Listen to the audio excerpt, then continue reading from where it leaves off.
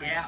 So you've been a part of the women's game at every level, from a player to a coach. What's it been like to see and really be a part of the growth of this women's game? Well, every month should be Women's Month. In fact, every day is in my world. And I think I keep reminding people this all the time that our sport was banned for 75 years. And as a result of that, we've been denied, the same level of opportunities because of those absent years. So we've got to make up for a lot. And I think if you think about how we've built our game from Title IX to the illustrious 99ers to the 24ers to being in a position where we got a thriving pro league, sold out game here at Angel, and always looking to set new standards as women. So we have to celebrate them achievements, but we also have to say that it's not enough. And we have to start to look at our sport and see it entirely through a female lens, and that if we want to take the next steps in our development, we've got to make sure that everything from coach education to knowledge and application of anything physiological, anatomical, or what our game is like technically, has to be studied and designed through a female lens. So they're the next steps, and more investment into our game so we can sell more stadiums and build the business around the sport. So lots to do. And you're already taking that next step now, being the first women's match at SoFi. What's that mean, and what can we expect to see? It's an incredible opportunity for us in a fantastic stadium, and it's essential. I think we play a diversity of our opponents in different places, but at SoFi, we're talking about a world-class stadium. It's an Olympic gold final matchup or rematch against the top team who hosting the next World Cup for sure will be one of the front runners, and our young group has to recover after a loss against Japan in She Believes, and I'm looking for us to take the next steps in our journey and demonstrate the behaviours you need to compete at the top level. So I think it'll be a fabulous camp for us. And what is the next step that you want to take? Well, I think you've seen through experimenting with players, what we've realised is we've got a large group of a playing pool that don't have a lot of experience.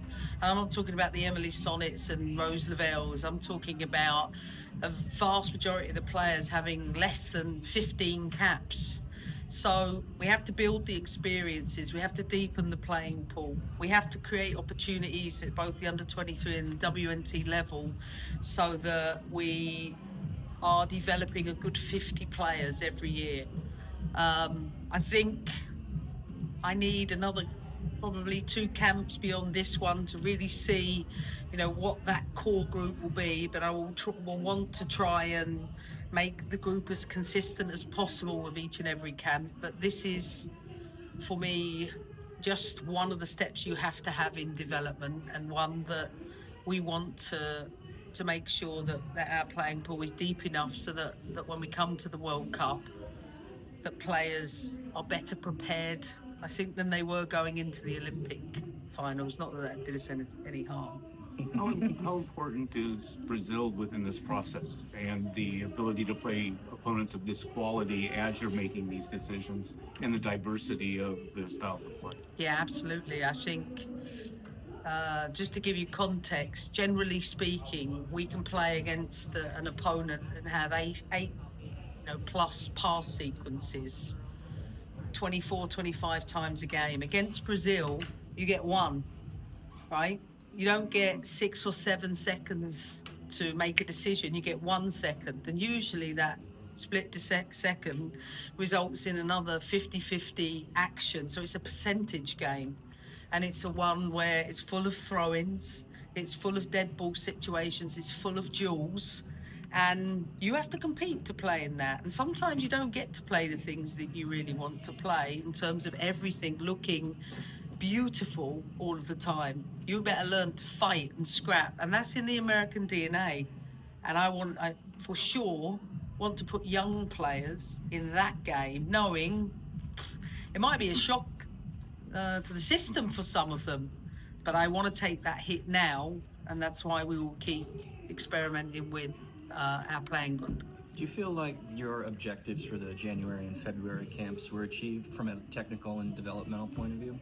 Listen, I'm a coach who is accustomed to training players day in, day out. Sometimes I want the players more. So when you have players for 10 days, you may be on the pitch for 8 times in that. You don't see each other again for another 6-week block. Sometimes that evaluation just takes time because you don't have the sheer volume of time together. Add to that players who might have maybe played their first year at the pro level last year. This might be their second year. Some it's their first. I believe we've got more numbers playing in the NWSL than ever. And I think we have a really bright future, but we have to be patient in the fact that they have to just accumulate. So becoming clear on what? I am clear that we have a lot of talented players. How they fulfill their potential in the next 2.5 years is what happens at NWSL and what happens if they are called up to subsequent camps. So you never know which way that's going to go. But what you do know is that if you provide the environments for them to thrive in the best way, you at least give them the best chance possible. And coach for this camp, we saw Tanner Davidson go down on Friday. Yeah. You know, obviously, likely not being going to be in this camp. Are you going to bring someone else in to maybe give them that experience? You know, I don't have any news to give regarding Tierney on that front. That will be for Gotham to make a statement on. And I have been in touch with her just to let her know I'm thinking of her. And until we get an outcome of that situation, I don't have another decision to take yet. Emma, so thank you for your time. You get Trinity back, and then you add Alyssa to the mix. What does that do for the attack? And then, just your thoughts on having them both up front. I mean, we got a lot of pace, and you want that. Having Trinity back is just fantastic for us, and we've really missed her. I've missed seeing those pink braids running down the touchline in front of me, and you know what, I haven't seen her in a while, and I just look forward to giving her a big hug tomorrow. And as for Alyssa, this is her home. You know, LA is the place she is building her trade, and looking forward to her developments come. Hey, Emma, have you been to an Angel City game? I'm so excited. What are you looking forward to? So excited. No, I've never been here before.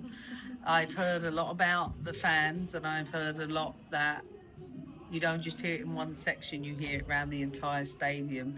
And I'm a football fan, so when people always ask me what's my favourite stadiums, I say all of them because I just get into it no matter where I go, and I become a fan that day. And today I'm going to be, a fan of this stadium. And for the Brazil game, how does the youth of your players give you an advantage? I don't think it gives us advantage. I think it gives us a different option. I think Brazil, they're a really, really good side. But I feel with the potential we've got within our squad, we need to just keep developing that belief and that experience that you're going to need at the absolute next level. And right now we have to experiment. We have to try with some of these players that I think we need to just give it some time to settle down and trust the process, because in development, you can't have development and be patient. You have to be patient, and that's why for me, the most important thing is that I keep reminding you guys to come out, come support the team, and know that everybody's very proud to represent this crest. What are you paying attention to when you're at an NWSL game like this? What are you and your staff really trying to hone in on with your group of players? Well, I will be here watching players that will be in contention for either the under-23s or the WNT. I'll be looking at everything from their decision making and execution under pressure, both sides of the ball. I'll watch everything from what do they look like when it isn't going well to what do they look like when the play's gone beyond them, to how do they bounce back after an error. That's sort of things you need at the next level, and I'll be watching several players on both teams today. The rest of my staff are here too, so I'm sure we'll have it covered. How is it different when you're just in your office watching game film on players? How does the in-game experience make that different? Fans make it that, and these fans, I'm sure, will make it an atmosphere. But you also, I could see tactically the entire picture today, whereas when you're watching it through film, sometimes you don't get to see from one end to the other. So, determining, well, are they going to set up in a player-for-player press from the dead ball? Are they sit in a mid-block in these areas? Is it 4-4-2? Is it a 4-3? Does this one jump out? Who sits in? Are they two screeners? Are they one? Do we have a 10 that comes out? So there's lots of coaching things that we'll be thinking about depending on what Laura Harvey and Sam, lady. Thanks. Menopause is an absolute killer. I saw him yesterday. Yeah, so I'm watching coaching. I always say once you become a coach, you never watch a game in the same way again, which sometimes isn't the best thing. Just wondering, NWSL has expanded